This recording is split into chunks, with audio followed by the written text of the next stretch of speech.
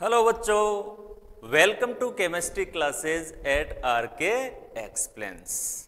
तो organic chemistry का जो अपना चैप्टर चल रहा है एल्कोहल, फिनॉल और ईथर, उसमें आज के इस लेक्चर में हम कवर करने जा रहे हैं बच्चों एल्कोहल के रासायनिक गुण, केमिकल प्रॉपर्टीज ऑफ एल्कोहल्स। कुछ रासायनिक गुण हमने पिछले लेक्चर्स में कवर किए हैं और आज के इस लेक्चर में कुछ बहुत ही इंपॉर्टेंट केमिकल प्रॉपर्टीज हम कवर करने जा रहे हैं। केमिकल प्रॉपर्टीज पूरी हो जाएंगी इस लेक्चर के साथ ही एल्कोहल की। कुछ बहुत ही इंटरेस्टिंग, एग्जाम के पॉइंट ऑफ व्यू से बहुत ही महत्वपूर्ण केमिकल प्रॉपर्टीज, रासायनिक गुण आज हम समझने जा रहे हैं। तो स्टार्ट कर लेते हैं, चलिए।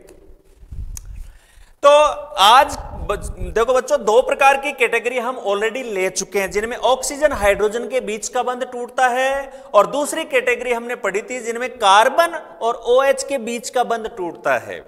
आज तीसरी कैटेगरी ले रहे हैं अपन, वे अभिक्रियाएं जिनमें R और OH समूह दोनों भाग लेते हैं। इनमें पूरा का पूरा OH समूह है वो भी इन्वॉल्व होगा, तो एल्किल समूह भी उसमें इन्वॉल्व होगा। तो ऐसी अभिक्रियाएं जिनमें एल्कोहल का एल्किल समूह व हाइड्रोक्सी समूह OH समूह दोनों भाग लेते हैं, वो कैटेगरी जो है उसकी रिएक्शंस को आज हम समझने जा रहे हैं। तो बच्चों, इस कैटेगरी में पहली अभिक्रिया हम पढ़ेंगे निर्जलीकरण, डिहाइड्रेशन। सबसे पहले तो निर्जलीकरण शब्द है, उसका मीनिंग क्या है वो अपने समझ में आया हुआ होना चाहिए। तो निर्जलीकरण का मतलब है जल के अणु का निकलना, जल के अणु का निष्कासन। यदि किसी भी कार्बनिक यौगिक में से अणु में से जल का अणु बाहर निकल जाता है तो उसको कहते हैं निर्जलीकरण, डिहाइड्रेशन। समझ गए? अच्छा, ये कैसे होता है? एल्कोहल का निर्जलीकरण कैसे होता है? जब एल्कोहल को सांद्र H2SO4, इससे पहले जो रिएक्शन हमने पढ़ी थी उनमें भी ये बात क्लियर की थी मैंने कि तनु H2SO4, सांद्र H2SO4 अलग अलग ढंग से काम करते हैं। तनु H2SO4 जल का अणु देने का काम करता है, सांद्र H2SO4 जल का अणु निकालने का, निष्कासन का काम करता है। तो यहां पर देखो, सांद्र H2SO4 के साथ एल्कोहल को यदि गर्म किया जाए तो जल के अणु का निष्कासन होता है, और जल के अणु का निष्कासन होना ही क्या कहलाता है? निर्जलीकरण, डिहाइड्रेशन। और अब इस अभिक्रिया की जो मोस्ट इंपॉर्टेंट बात है, इस अभिक्रिया की जो खूबसूरती है वो इस बात में है कि इसमें जो उत्पाद है, प्रोडक्ट क्या बनेगा, वो डिपेंड करेगा टेम्परेचर पर, उत्पाद ताप पर निर्भर करता है। कैसे? यदि इस अभिक्रिया के दौरान उत्प्रेरक तो वही है सांद्र H2SO4, यदि इसके दौरान आपने टेम्परेचर 413 रखा तब तो ईथर बनेगा, और अगर इसमें टेम्परेचर हमने 433 से 443 केल्विन के बीच रखा तो एल्कीन बनेगा। दो प्रकार के प्रोडक्ट बनने की संभावना, और कौन सा बनेगा किस पे डिपेंड करता है? ताप पे, टेम्परेचर पे। यदि टेम्परेचर आपने 413 केल्विन रखा तो इसी अभिक्रिया में ईथर बनेगा, और यदि आपने टेम्परेचर इस रेंज में रखा तो इसी अभिक्रिया में वही एल्कोहल, वही सांद्र H2SO4, लेकिन हमारा प्रोडक्ट बनेगा एल्कीन। इसलिए ये जो रिएक्शन है ये एग्जाम के पॉइंट ऑफ व्यू से बहुत इंपॉर्टेंट हो जाती है बच्चों। लगभग हर बार इस पे क्वेश्चन बनता है। क्यों? क्योंकि टेम्परेचर चेंज कर देता है, टेम्परेचर चेंज करते ही हमारा जो जवाब है, हमारा जो प्रोडक्ट है वो इसमें चेंज हो जाएगा। अब दोनों तरह की स्थिति में ऐसा क्यों होता है? टेम्परेचर को बढ़ाने से ईथर की बजाय एल्कीन क्यों बनती है? इस बात को हमें बहुत अच्छे से समझना है, बहुत इंटरेस्टिंग है ये। दोनों रिएक्शंस आपके सामने लिखी हुई हैं, उनको देखें आप पहले गौर से। पहली जो लिखी हुई है इसमें देखो, एथेनॉल का एग्जाम्पल लेकर इसको समझ रहे हैं हम। पहली अभिक्रिया में देखो बच्चों, एथेनॉल के दो अणु हैं, ये रहा CH3CH2OH, ये एथेनॉल का एक अणु, प्लस CH3CH2OH एथेनॉल का दूसरा अणु। इसको इस क्रम में इसलिए लिखा है क्योंकि मैं बीच में से जल का अणु निकलते हुए निष्कासन दिखाना चाहता हूं। ये देखिए बच्चों, ये लो, एक एल्कोहल का OH दूसरे का H क्या बन गया? जल। और इस जल के अणु के निष्कासन में कौन मदद करेगा? सांद्र H2SO4।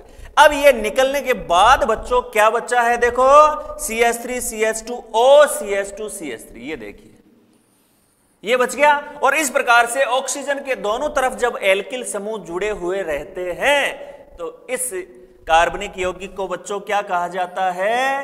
ईथर। क्या कहेंगे? ईथर। इसमें दोनों तरफ एथिल समूह है तो इसका नाम हो जाएगा डाई एथिल ईथर। क्लियर है बात? नोमेनक्लेचर आगे ईथर का टॉपिक आ रहा है अपने, उसमें आराम से पूरा डिटेल से पढ़ेंगे। अब इसमें जो कंक्लूजन या जो इंपॉर्टेंट बात आपने समझी वो ये है कि यदि टेम्परेचर 473 रहेगा तो एल्कोहल के 2 अणु भाग लेंगे इसमें, और 2 अणुओं में से जल का एक अणु निष्कासित होगा और ईथर बनेगा। जैसे ही हमने टेम्परेचर बढ़ाया, बढ़ाते ही क्या हुआ?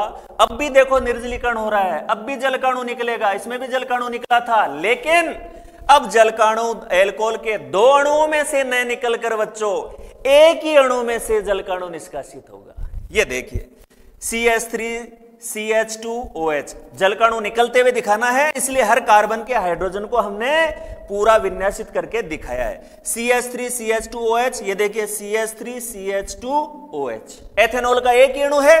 अब देखिए इस कार्बन का हाइड्रोजन, इस कार्बन का OH, ये लो, ये जल का अणु निष्कासित हो गया, ये जल का अणु निष्कासित हो गया। सांद्र H2SO4 इसमें मदद कर रहा है। अच्छा, अब जल का अणु एक ही एल्कोहल के अणु में से निष्कासित हुआ तो क्या बना? देखिए ये कार्बन हाइड्रोजन का बंध टूट गया, एक इलेक्ट्रॉन इसके पास आ गया, कार्बन OH बंध टूट गया, एक इलेक्ट्रॉन इसके पास आ गया, तो इन एक एक इलेक्ट्रॉन का साझा कर लेंगे ये दोनों कार्बन और इनके बीच में एक पाई बंध और बन जाएगा, कार्बन कार्बन डबल बॉन्ड बन जाएगा, यानी क्या बन जाएगी? एल्कीन। जैसे यहां पर कौन सी एल्कीन बनी है? एथीन, क्योंकि हमने एल्कोहल 2 कार्बन वाला लिया था तो 2 कार्बन वाली एल्कीन बन गई एथीन।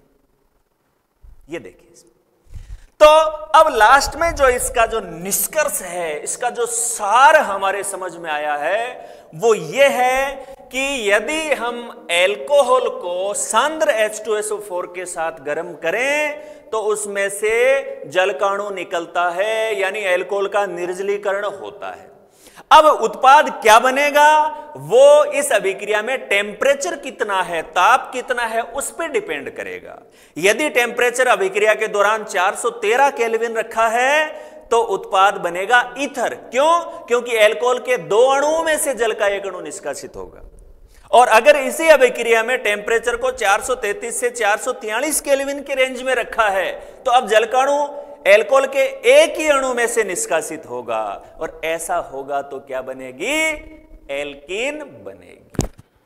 तो बच्चों इतनी बात आपके क्लियर है? बिल्कुल नोट कर लिया इसको अच्छे से आपने? चलिए अब आगे बढ़ जाते हैं। चलो बच्चों अब आगे बढ़ जाते हैं। चलिए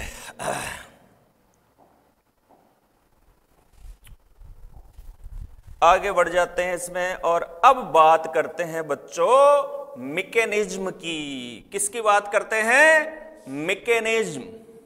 यानी ये निर्जलीकरण जो अब तक हमने पढ़ा है वो होता कैसे है, मैकेनिज्म का क्या तरीका है इसका, और क्या तरीका है उसको बच्चों क्रियाविधि के रूप में हमेशा समझा जाता है, मैकेनिज्म के रूप में समझा जाता है।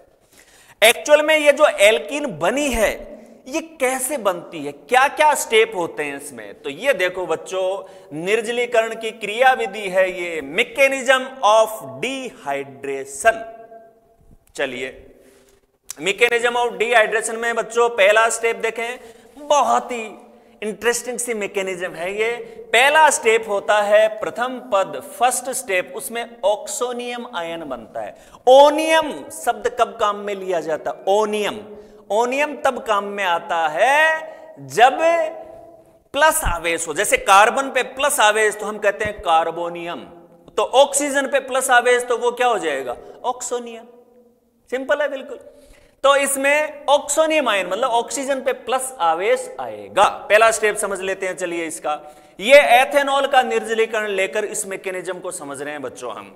तो एथेनॉल का एक अणु है देखिए CH3CH2OH, और ऑक्सीजन के जो दोनों Lp हैं वो हमने दिखा रखे हैं कि ऑक्सीजन पे 2 Lp lone pair of electrons हैं। अब सबसे पहले इस एल्कोहल के साथ कौन आ रहा है जुड़ने के लिए, H+। H+ क्या है, ये जो हमने इसमें उत्प्रेरक क्या काम में लिया था, सांद्र H2SO4 अम्ल काम में लिया ना, तो उस अम्ल द्वारा त्यागा गया H+ है ये, समझ गए। अम्ल द्वारा त्यागा गया जो H+ है वो एथेनॉल अणु के संपर्क में आता है, तो प्लस का मतलब इसको इलेक्ट्रॉन की कमी है, इलेक्ट्रॉन की आवश्यकता है, और ऑक्सीजन के पास 2 Lp हैं, तो ऑक्सीजन अपना 1 Lp इस H+ को दे देता है और ये इसके साथ जुड़ जाता है। अब ऑक्सीजन ने दिया तो इस हाइड्रोजन का तो प्लस आवेश खत्म हो गया, लेकिन ऑक्सीजन ने दिया तो देने वाले पे कैसा आवेश आ गया, प्लस, है ना। 1 Lp इसके पास बचा हुआ है अपना, 1 Lp इसने दे दिया तो ऑक्सीजन पे प्लस आवेश आ गया, और ऑक्सीजन पे प्लस आवेश आ गया तो उसका नाम हो गया ऑक्सोनियम आयन। क्लियर है पहला स्टेप, कहीं कोई दिक्कत नहीं है। चलिए अब सेकंड स्टेप में आ जाओ बच्चों। सेकंड स्टेप में ये जो यहां पर लिखा हुआ है ये है कार्ब धनायन, है ना, कार्ब धनायन लिखा हुआ है। इसको अच्छे से मिटा के बिल्कुल क्लियर कट लिख दूं मैं। चलिए ये है कार्ब धनायन। तो बच्चों दूसरे स्टेप में कुल मिला के क्या होता है, सेकंड स्टेप में बच्चों क्या होता है, कार्ब धनायन। पहले स्टेप में ऑक्सोनियम आयन है, अब ये कार्ब धनायन में, कार्ब धनायन या कार्बोकेटायन या इसी को अपन कह देते हैं कार्बोनियम। कार्बोनियम कैसे बनेगा, कार्बन पे प्लस आवेश आएगा, इसमें ऑक्सीजन पे प्लस आवेश था तो ऑक्सोनियम, अब कार्बन पे आ जाएगा तो कार्बोनियम। कैसे बनेगा कार्बोनियम, देखिए मैकेनिज्म कोई भी होती है ना, उसमें जितने भी स्टेप होते हैं, पहले स्टेप में जो प्रोडक्ट बनता है वो दूसरे स्टेप का अभिकारक होता है, दूसरे स्टेप में जो प्रोडक्ट बनता है वो तीसरे स्टेप का अभिकारक होता है। जैसे पहले स्टेप में ये बना तो ये दूसरे स्टेप में काम में आ जाएगा, दूसरे में जो बनेगा वो तीसरे में काम में आ जाएगा। क्लियर बात। तो ये ऑक्सोनियम आयन हमने लिख लिया। अब क्या हो रहा है इसमें से बच्चों, ये जल का अणु निष्कासित हो रहा है, और जल का अणु निष्कासित होते समय क्या होता है, इसमें इस ऑक्सीजन पे प्लस आवेश है, तो ये वाला जो कार्बन है वो कार्बन इसको इलेक्ट्रॉन देगा, कार्बन इसको इलेक्ट्रॉन देगा, अपने साझे के जो इलेक्ट्रॉन है यहां ऑक्सीजन के साथ इसको दे देता है, तो इसको देगा तो ऑक्सीजन का जो प्लस आवेश यानी इलेक्ट्रॉनों की कमी है वो तो दूर हो गई, ये अलग H2O के रूप में निकल गया।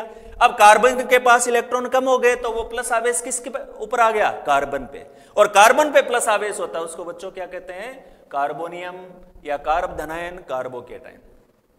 बन गया कार्बोकेटायन।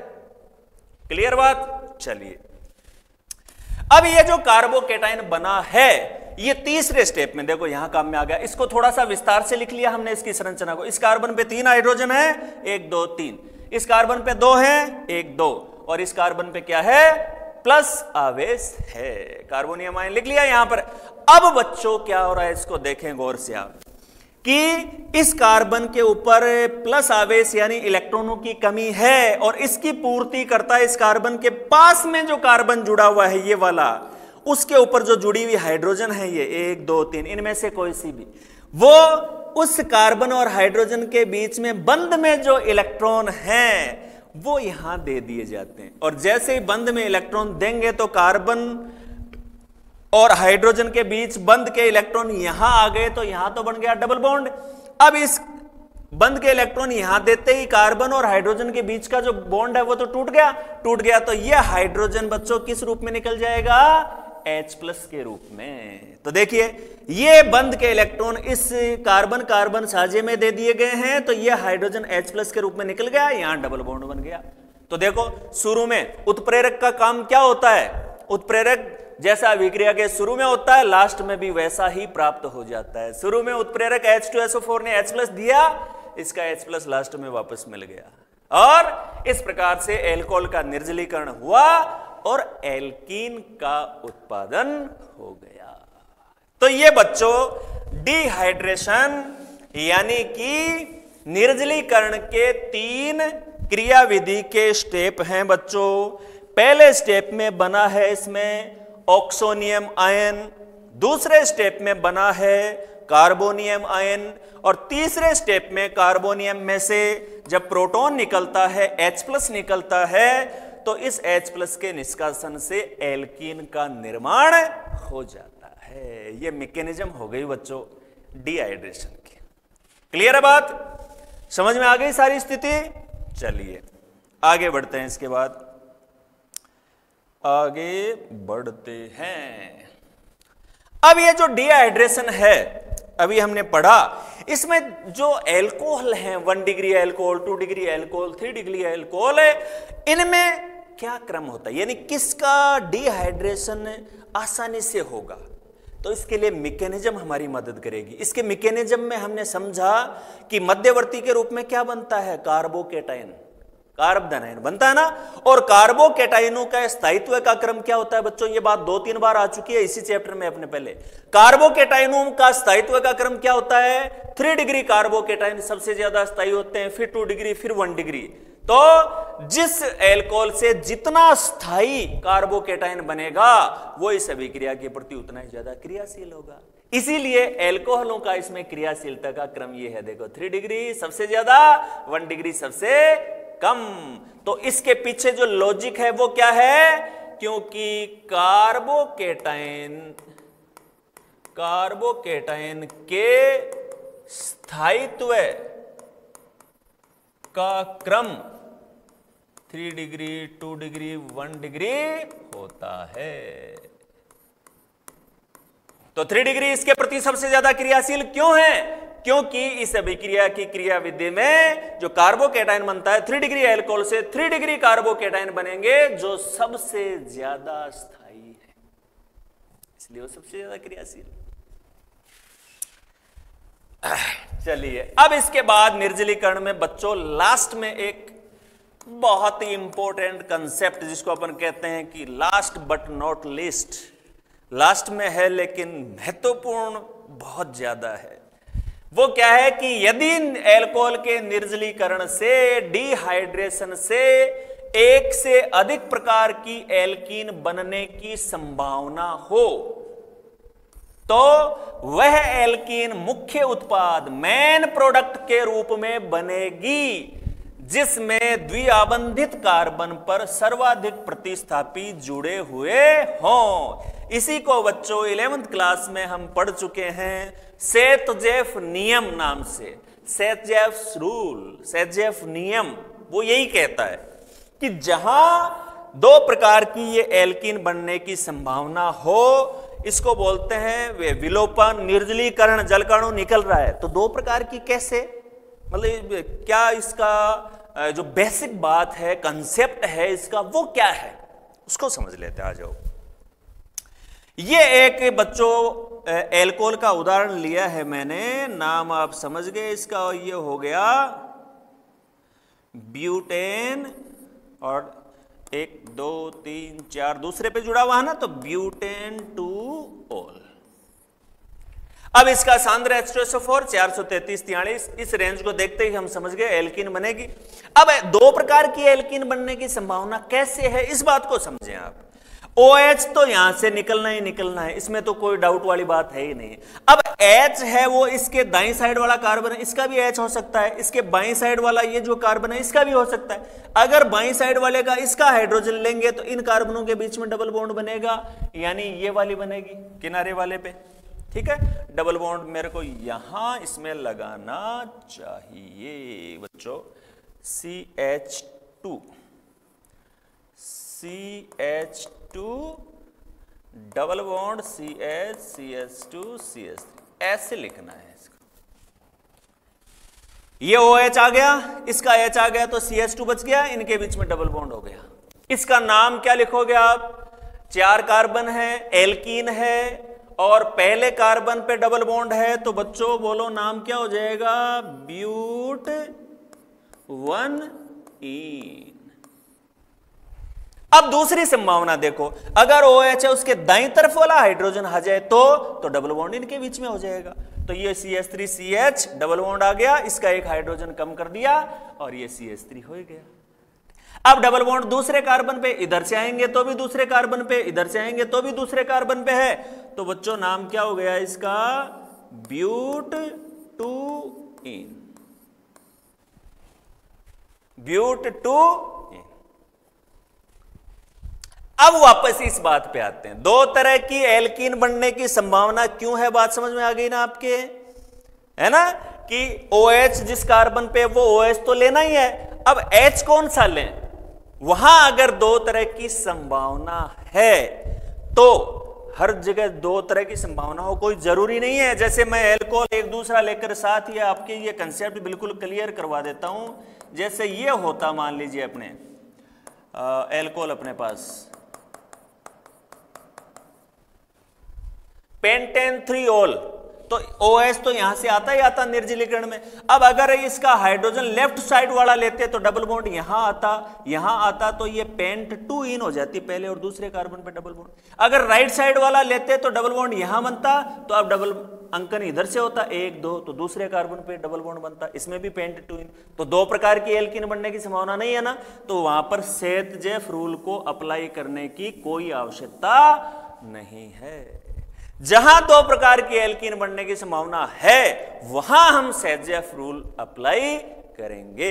ये क्या कहता है रूल, दोबारा देखें इसको, कि वह एल्कीन मुख्य उत्पाद के रूप में बनेगी जिसमें द्विआबंधित यानी डबल बॉन्ड वाले कार्बनों पे जुड़े हुए प्रतिस्थापी ज्यादा हो, सर्वाधिक। इसका क्या मतलब हुआ, देखो ये जो दो एल्कीन हैं इसमें ये दोनों कार्बन तो डबल बॉन्ड वाले कार्बन है बच्चों, इन पे कितने प्रतिस्थापी जुड़े हुए हैं, 2। एक मेथिल समूह तो ये रहा, एक मेथिल ये समूह रहा, 2 मेथिल समूह बच्चों इसके ऊपर जुड़े हुए हैं, तो प्रतिस्थापियों की संख्या 2 है। क्लियर। इसमें कार्बन कार्बन डबल बॉन्ड वाले कार्बन ये हैं दोनों, द्विआबंधित कार्बन ये हो गए, इनके ऊपर कितने समूह जुड़े हुए हैं, 1। कौन सा, एथिल, CH2 CH3, ये एथिल समूह जुड़ा हुआ ना, तो जुड़े हुए प्रतिस्थापियों की संख्या कितनी है, 1। तो ज्यादा प्रतिस्थापी इस पे जुड़े हुए हैं ना, तो ये मुख्य उत्पाद होगा, मेन प्रोडक्ट होगा। इसलिए इस अभिक्रिया में ब्यूट 2इन तो लगभग 81% मात्रा में बनती है और ब्यूट 1इन लगभग 19% मात्रा में बनती है। तो ये होता है सेतजेफ रूल। क्लियर बात, आगे बढ़ जाएं, चलिए चलो बच्चों आगे बढ़ जाते हैं हम, और इसके बाद नेक्स्ट अभिक्रिया देख लेते हैं बच्चों, और नेक्स्ट अभिक्रिया ये वाली देखेंगे, विहाइड्रोजनीकरण। इस शब्द को सुनते ही अपने दिमाग में आ गया, हाइड्रोजनीकरण का मतलब तो होता है हाइड्रोजन का जुड़ना, और विहाइड्रोजनीकरण का मतलब होता है हाइड्रोजन का निकलना, हाइड्रोजन का निष्कासन। और हाइड्रोजन का निष्कासन या हाइड्रोजन के निकलने को विहाइड्रोजनीकरण कह देंगे, डिहाइड्रोजिनेशन। और इसके लिए एक बहुत ही महत्वपूर्ण जो मैं कहूंगा अभिकर्मक काम में आता है, जो उत्प्रेरक यहां पर हमें काम में लेना पड़ता है, वो है कॉपर।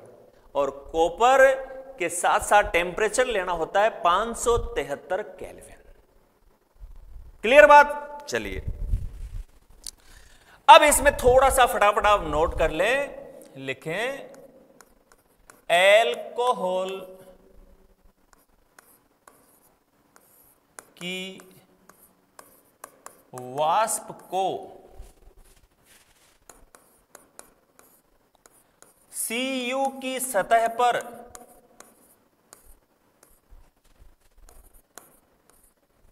(573 केल्विन ताप पर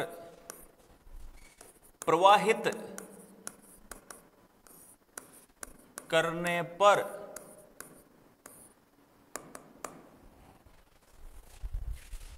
तो विहाइड्रोजनीकरण का तरीका समझिए बच्चों। एल्कोहल की वाष्प को कॉपर धातु की सतह पर से 573 केल्विन ताप पर प्रवाहित करते हैं। अब हमने डैश करके ये इसलिए किया है डैश, क्योंकि अब हम अलग अलग देखेंगे। 1 डिग्री एल्कोहल में यदि ऐसा करें तो क्या होता है, 2 डिग्री में क्या होता है और 3 डिग्री में क्या होता है। तो चलिए बच्चों, सबसे पहले हम बात कर लेते हैं 1 डिग्री एल्कोहल की। अब आ जाइए इसके तीनों ऑप्शन पे। 1 डिग्री एल्कोहल के डिहाइड्रोजिनेशन से, इसके डिहाइड्रोजिनेशन से क्या बनेगा बच्चों, एल्डिहाइड बनते हैं, एल्डिहाइड बनते हैं। ये बच्चों एल्डिहाइड कीटोन वाले चैप्टर में रिएक्शन आई हुई है। ये रिएक्शन हमने पढ़ रखी है वहां पर। एल्डिहाइड कीटोन को बनाने की विधियों में पढ़ाता ये एल्कोहल के विहाइड्रोजनीकरण से। आपको याद आ जाएगी वो रिएक्शन, पुराना जो अपना एल्डिहाइड कीटोन वाला चैप्टर है उसके जो वीडियो लेक्चर्स हैं उनको आप देख सकते हैं। आपकी रिवाइज भी हो जाएगा और ये भी आपको पता लगेगा कि हाँ ये रिएक्शन वहां पर है। अब डिहाइड्रोजनेशन से एल्डिहाइड कैसे बनते हैं देख लें बच्चों, समझ लेते हैं इसको। आ जाइए इसको समझते हैं हम। और मैं यहां पर बच्चों ले लेता हूं एक प्राथमिक एल्कोहल आपके सामने, RCH2OH। RCH2OH। अब बच्चों RCH2OH जो कि 1 डिग्री एल्कोहल है, जब उसकी वाष्प को हमने कॉपर की सतह पर से 573 केल्विन पर प्रवाहित किया तो इसमें से विहाइड्रोजनीकरण हो जाए। अब इस विहाइड्रोजनीकरण को समझ लें आप कि विहाइड्रोजनीकरण कैसे हो रहा है। विहाइड्रोजनीकरण में जो H2 निकलेगी उसमें से OH की जो H है एक हाइड्रोजन परमाणु तो वो, ठीक है, और दूसरा हाइड्रोजन परमाणु वो जिस कार्बन पे जुड़ा हुआ है OH, उस कार्बन का एक हाइड्रोजन। तो इस कार्बन का एक हाइड्रोजन, इसका हाइड्रोजन, तो क्या स्थिति हो जाएगी बच्चों, RCH और आगे क्या हो जाएगा O। समझ गए आप, RCHO। CHO जिसमें क्रियात्मक समूह होता है वो क्या होते हैं, एल्डिहाइड। बिल्कुल सही पहचाना आपने। ये H2 निकल गई और ये हमारे पास आ गए एल्डिहाइड।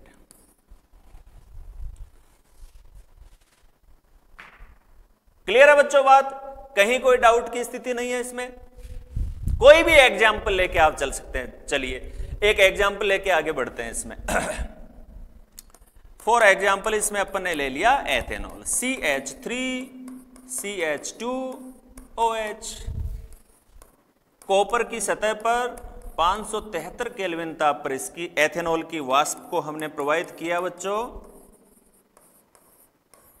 तो ये वाला H और जिस कार्बन पे ये जुड़ा हुआ एक H उसका, तो बोलो आप मेरे से पहले ही लिख लेंगे प्रोडक्ट क्या बनेगा, CH3CHO बन गया। CH3CHO का मतलब एथेनेल, या सामान्य नाम आप लिखेंगे तो एसिटेल्डिहाइड। क्लियर है बात। तो 1 डिग्री एल्कोहल का जब डिहाइड्रोजनेशन होता है तो H2 अणु का निष्कासन होने से एल्डिहाइड प्राप्त होते हैं। क्लियर बात। चलिए ये नीचे वाला जो एग्जाम्पल है उसको मैं मिटा देता हूं और अब हम बात कर लेते हैं बच्चों 2 डिग्री की। चलिए 2 डिग्री एल्कोहल की बात कर लें तो आप कहेंगे 2 डिग्री एल्कोहल के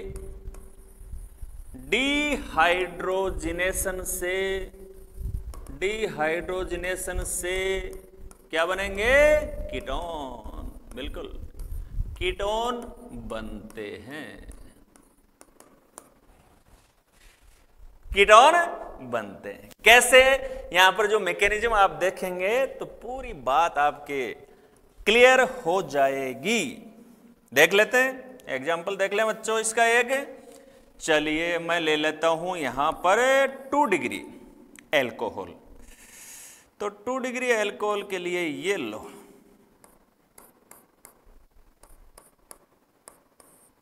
ये बच्चों 2 डिग्री अल्कोहल ले लिया मैंने एक।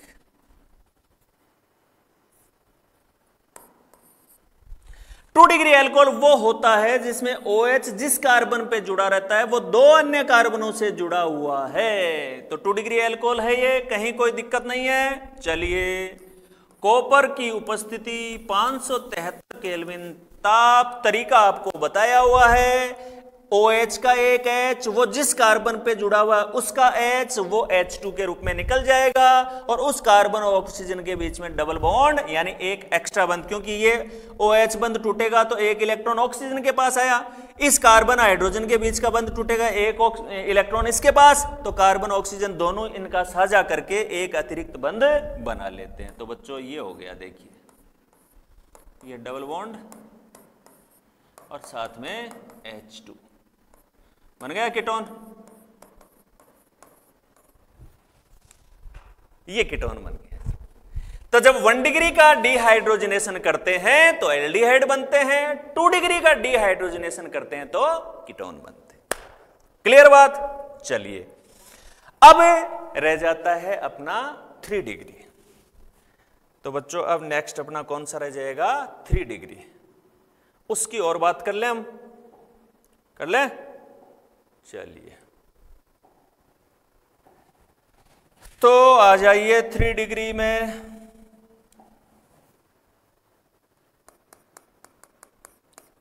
थ्री डिग्री एल्कोहल, 3 डिग्री के मामले में स्थिति अलग है, क्योंकि इसमें आप जानते हो 3 डिग्री में जिस कार्बन पे OH जुड़ा हुआ उस कार्बन पे हाइड्रोजन है ही नहीं। हम कह रहे हैं एक हाइड्रोजन तो जो OH है उसकी आएगी और एक जिस पे वो कार्बन पे जुड़ा उसकी हाइड्रोजन। अब 3 डिग्री में उस कार्बन पे है ही नहीं, उसमें तो 3 एल्किल समूह जुड़े हुए हैं, इसलिए उसमें V हाइड्रोजनीकरण होता ही नहीं है। तो फिर अगर हम उसकी वाष्प को कॉपर के ऊपर से प्रवाहित करें तो क्या होगा? V हाइड्रोजनीकरण न होकर निर्जलीकरण हो जाता है। तो 3 डिग्री एल्कोहल की वाष्प को Cu की सतह पर 573 केल्विन ताप पर प्रवाहित करें या प्रवाहित करने पर डिहाइड्रोजिनेशन न होकर निर्जलीकरण होता है। जलकाणु निकलता है, उसमें निर्जलीकरण हो जाता है, निर्जलीकरण हो जाता है और एल्कीन बनती है। ये लो बच्चों, एल्कीन बनती है। देख लें फटाफट, एक एग्जाम्पल लेंगे तो पूरी बात बच्चों क्लियर होगी। ये लीजिए एक एग्जाम्पल,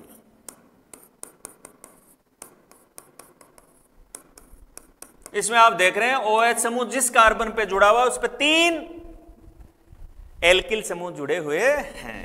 तो V हाइड्रोजनीकरण के लिए OH जिस कार्बन पे उस पे H है ही नहीं निकलने के लिए। तो अगर इसकी वाष्प को आप कॉपर की सतह पर 573 केल्विन पे प्रवाहित करेंगे तो ये पूरा का पूरा OH और जो नजदीकी एल्किल समूह उसका H, जैसे ये वाला अगर H आ गया तो ये देखो बच्चों हो जाएगा CH3 और ये वाला CH3 और ये कार्बन और OH के बीच का बंध टूटा तो एक इलेक्ट्रॉन इस कार्बन के पास, इसकी हाइड्रोजन निकली एक इसके पास, तो इनके बीच में डबल बॉन्ड बन जाएगा, बन गई एल्कीन, प्लस इसमें H2 होगा। यानी जो V हाइड्रोजनीकरण वाली परिस्थितियां हैं कॉपर 573 केल्विन वो 3 डिग्री एल्कोहल में दरअसल निर्जलीकरण करवाती है, डिहाइड्रेशन करवाती है। तो ये तीनों एल्कोहलों में बच्चों फर्क हो गया डिहाइड्रोजनेशन का, कि अगर 1 डिग्री एल्कोहल का V हाइड्रोजनीकरण करवाएं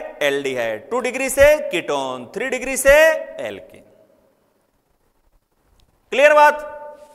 आगे बढ़ जाएं। चलिए ये लो, अब इस कैटेगरी में बच्चों रिएक्शन नंबर 3 ऑक्सीडेशन।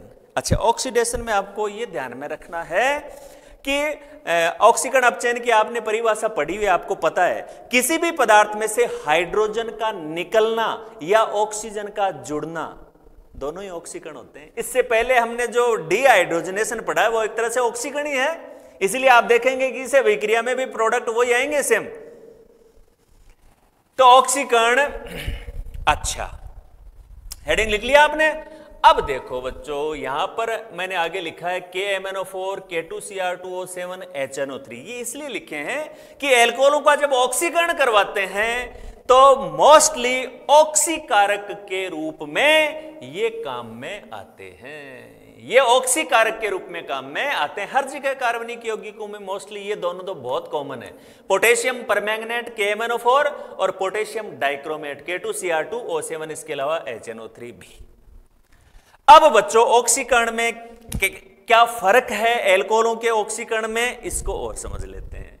तो 1 डिग्री एल्कोहल का यदि ऑक्सीकरण करें तो एल्डिहाइड बनते हैं। इससे पहले वी हाइड्रोजनिक अणु को याद करते जाओ आप साथ साथ, उसमें भी ऐसा ही हुआ था, एल्डिहाइड बने थे, है ना। अब यह है कि अगर सीधा आपने ऑक्सीकारक ले रखा है तो यह अभिक्रिया एल्डिहाइड बनने पे रुकती नहीं है, आगे एल्डिहाइड है वो कार्बोक्सिलिक अम्लों में आगे ऑक्सीकृत हो जाते हैं। ये वाली रिएक्शन भी हमने एल्डिहाइड और कीटोन वाले चैप्टर में पढ़ रखी है। ये भी एल्डिहाइड और कीटोन को प्राप्त करने की यानी सिंथेसिस का मेथड है, उसमें पढ़ा था हमने, मैंने बताया था आपको। चलिए आगे वो कार्बोक्सिलिक अम्ल में ऑक्सीकृत हो जाएगी। चलो इसकी मैकेनिज्म बच्चों, RCH2OH, ये हो गया 1 डिग्री एल्कोहल। यदि इसका ऑक्सीकरण करें तो इससे बन जाएगा RCHO। अब यहां पर एक जो बेसिक बात है वो मैं आपको बताता हूं कि पिछला जो वी हाइड्रोजनीकरण है इसमें फर्क क्या है। इसमें भी सेम वही काम हो रहा है, एक हाइड्रोजन ये निकलेगी, इसमें एक हाइड्रोजन ये निकलेगी, लेकिन क्योंकि H2 के साथ इसमें ऑक्सीकारक द्वारा दी गई ऑक्सीजन भी उपलब्ध है तो वो जो H2 यहां से निकल रही है वो इस ऑक्सीजन के साथ मिलकर क्या बना लेती है, H2O बना लेती है। बस ये फर्क है, उसमें सिर्फ H2 निकल गई, इसमें ऑक्सीजन उपलब्ध थी तो वह निकलने वाली H2 इसके साथ जुड़कर इसने जल बना लिया। बाकी चीज वही है, दोनों में ही ऑक्सीकरण हो रहा है और प्रोडक्ट भी दोनों में सेम बन रहा है। क्लियर बात यहां तक। चलिए अब इस रिएक्शन को और आगे अपने को बढ़ाना है। तो जलकाणु निकल गया, ये बात अंडरस्टूड है, इसमें ज्यादा कुछ कहने की आवश्यकता नहीं। अब ये जो एल्डिहाइड बना है ये अभिक्रिया यहीं पर नहीं रुकती है बच्चों। इस एल्डिहाइड का क्योंकि ऑक्सीकारक है उसमें उपलब्ध अभिक्रिया में, तो ये आगे और ऑक्सीकृत हो जाएगा, एक ऑक्सीजन और जुड़ जाएगी इसमें, तो ये बना लेगा बच्चों RCOOH। यानी ये क्या बन गया, कार्बोक्सिलिक एसिड, कार्बोक्सिलिक अम्ल बन गया है। तो 1 डिग्री एल्कोहल का जब ऑक्सीकरण करवाते हैं तो पहले ये समान कार्बन वाले एल्डिहाइड में बदलता है, जो आगे समान कार्बन वाले कार्बोक्सिलिक अम्ल में ऑक्सीकृत हो जाता है। अब यहां पर एक बहुत इंपॉर्टेंट बात, एल्डिहाइड कीटोन वाले में हमने पढ़ा था, तो इस रिएक्शन में एक बहुत महत्वपूर्ण चीज पढ़ी थी हमने कि अगर इस रिएक्शन को हमें यहीं रोकना हो, हम चाहते हैं कि एल्डिहाइड आगे हो कार्बोक्सिलिक अम्ल में ऑक्सीकृत नहीं हो, तो उसके लिए आपको बताया था कि एक स्पेशल या एक विशेष ऑक्सीकारक काम में लेना पड़ता है। बता सकता है कोई कौन सा होता है वो? बोलो, याद करो। एल्कोहल का ऑक्सीकरण एल्डिहाइड स्टेज पर ही रुक जाए, वो आगे कार्बोक्सिलिक अम्ल में ऑक्सीकृत नहीं हो, इसके लिए कौन सा ऑक्सीकारक लेते हैं? PCC। कौन सा? PCC। वहां पर बताया था आपको, नोट करवाया था आपको, PCC, पिरिडीनियम क्लोरोक्रोमेट। वो अगर यहां ले लें तो एल्डिहाइड स्टेज पर ही यह रुक जाएगा। चलिए, ये अभिक्रिया पूरी अपनी पढ़ी हुई है, इसलिए इसकी ज्यादा डिटेल में मैं नहीं जाना चाहता। अब अगर 2 डिग्री एल्कोहल का ऑक्सीकरण करवाएं तो तो 2 डिग्री एल्कोहल का ऑक्सीकरण करवाएंगे तो कीटोन बन जाएगा। और कीटोन का एल्डिहाइड कीटोन वाले चैप्टर में ये हमने पढ़ रखा है कि कीटोन का ऑक्सीकरण है वो बड़ी कठिनाई से होता है, अगर होता भी है तो वो टूट जाता है और कम कार्बन वाले कार्बोक्सिलिक अम्ल बनाता है। सेम बात है यहां पर कि कीटोन बनते हैं, इनका आगे ऑक्सीकरण कठिनाई से होता है और कम कार्बन वाले कार्बोक्सिलिक अम्ल बनते हैं। ये भी रिपीट रिएक्शन है, इससे पहले वी हाइड्रोजनीकरण पढ़ा हमने, पूरा रिपीट है। ऑक्सीकरण ये जो हम पढ़ रहे हैं पूरा रिपीट है। ऐसी की ऐसी सारी रिएक्शंस एल्डिहाइड कीटोन वाले चैप्टर में हैं और अपन पढ़ चुके हैं उनको। चलिए, ये 2 डिग्री एल्कोहल ले लिया बच्चों, ऑक्सीकरण करवा दिया। ऑक्सीकरण करवाया तो एक हाइड्रोजन ये, दूसरी हाइड्रोजन ये इस ऑक्सीजन के साथ मिलकर जल के रूप में निकल गई, इनके बीच में डबल बॉन्ड बन गया, ये डबल बॉन्ड बन गया, कीटोन हो गया। और कीटोन का आगे ऑक्सीकरण करते हैं तो कार्बन उतने के उतने नहीं रहते हैं, टूट जाता है। ये देखिए 1 2 3 कार्बन थे और आगे ऑक्सीकरण करवाया तो 2 ही कार्बन वाला कार्बोक्सिलिक अम्ल बना। ये बात डिस्कस कर चुके हैं हम कीटोनों के ऑक्सीकरण में, पूरे डिटेल से पढ़ चुके हैं इसको, तो इसमें दोबारा इसको पढ़ने की, डिस्कस करने की कोई ज्यादा आवश्यकता नहीं है बच्चों। अब आगे बढ़ जाते हैं 3 डिग्री एल्कोहल की ओर। चलिए ये देखिए 3 डिग्री एल्कोहल का ऑक्सीकरण कठिनाई से होता है। देखो सबसे आसानी से ऑक्सीकरण है वो 1 डिग्री एल्कोहल का होता है, 2 डिग्री का कीटोन स्टेज तक आराम से हो जाता है, फिर आगे ऑक्सीकरण कठिनाई से होता है। और 3 डिग्री एल्कोहल का ऑक्सीकरण है वो शुरू से ही इजीली नहीं हो पाता है, लेकिन फिर भी अगर प्रबल ऑक्सीकारक लेकर उसका ऑक्सीकरण करवाया जाए तो भी ये क्या करता है, कम कार्बन वाले जो कीटोन और कार्बोक्सिलिक अम्लों का मिक्सचर बनाता है, मिश्रण प्राप्त होता है। देखिए ये एग्जांपल देख लें आप, OH जिस कार्बन पे जुड़ा हुआ वो 1 2 3 अन्य से जुड़ा हुआ है, इट मींस ये 3 डिग्री एल्कोहल है। ऑक्सीकरण इसका करवाया तो देखिए बच्चों टुकड़े हो गए इसके, एक तो 3 कार्बन वाला कीटोन बन गया इससे और 2 कार्बन वाला कार्बोक्सिलिक अम्ल बन गया।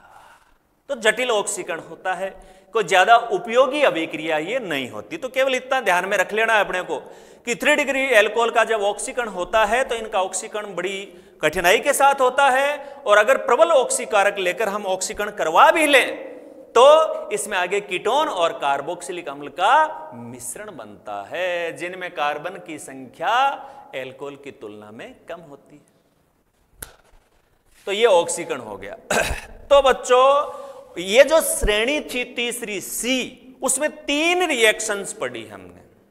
कौन कौन सी? नंबर 1 निर्जलीकरण, नंबर 2 विहाइड्रोजनीकरण और नंबर 3 ऑक्सीकरण। तीनों इंपॉर्टेंट रिएक्शंस हैं एग्जाम में। इन तीनों रिएक्शन में से एक के ऊपर क्वेश्चन आना डेफिनेट है बोर्ड एग्जाम में, इतनी महत्वपूर्ण। अब लास्ट रासायनिक गुण, अंतिम केमिकल प्रॉपर्टी एल्कोहल की, वो देख लेते हैं बच्चों, और वो है कि OH समूह का जो ऑक्सीजन होता है, ऑक्सीजन उस पर जो एकाकी इलेक्ट्रॉन युग्म होते हैं Lp, ये 2 Lp, उनके कारण कौन सी अभिक्रिया दर्शाई जाती है। तो एक रिएक्शन इसमें देखेंगे कि Lp के कारण ये लुईस क्षार की भांति व्यवहार करते हैं। हम जानते हैं जो इलेक्ट्रॉन पेयर दे सकता है वो लुईस क्षार है, जो इलेक्ट्रॉन पेयर ले सकता है वो लुईस अम्ल है। तो इसके पास 2 इलेक्ट्रॉन पेयर हैं, ये दे सकता है तो लुईस क्षार की भांति व्यवहार करता है। तो क्षार की भांति व्यवहार करता है, इसका मतलब क्षार कौन होते हैं? जो अम्लों के साथ क्रिया करके लवण बनाते हैं। तो ये एग्जाम्पल हो गया। ये खुद एल्कोहल लुईस क्षार है तो ये ऑक्सोनियम लवण बनाते हैं। देखिए इस अभिक्रिया में ये एल्कोहल क्षार की भांति व्यवहार कर रहा है, ये अम्ल HCl तो इसके साथ ये जुड़ गया। कैसे जुड़ा तरीका देखें, HCl में H प्लस Cl माइनस, ये H प्लस में मतलब इलेक्ट्रॉन की कमी है तो ये ऑक्सीजन अपना इलेक्ट्रॉन युग्म इसको दे देता है। देखिए ऑक्सीजन ने दिया ना, और ये आपको पता ही है कौन सा उपसह संयोजक बंध है, और उपसह संयोजक बंध को तीर के निशान द्वारा व्यक्त करते हैं दाता से ग्राही की ओर। दाता इसमें है ऑक्सीजन, ग्राही है H, तो इसके ऊपर पूरे के ऊपर क्या आवेश दिखा दिया हमने? प्लस, क्योंकि इसने इलेक्ट्रॉन युग्म दिया है। क्लियर है बात? और बाहर ये तो धनायन के रूप में हो गया, और बाहर कौन जुड़ गया? ऋणायन Cl माइनस। इसमें ऑक्सीजन पे प्लस आवेश है, इसलिए इस लवणों को बच्चों क्या कहेंगे, ये प्लस आवेश है, वो ऑक्सीजन के कारण से ही तो है, ऑक्सीजन नहीं तो दिए इलेक्ट्रॉन, ऑक्सीजन पे ही तो है ये प्लस आवेश। तो ये हो गया मेथिल समूह है, इसमें मेथिल ऑक्सोनियम क्लोराइड बाहर है, मेथिल समूह ये जुड़ा हुआ है।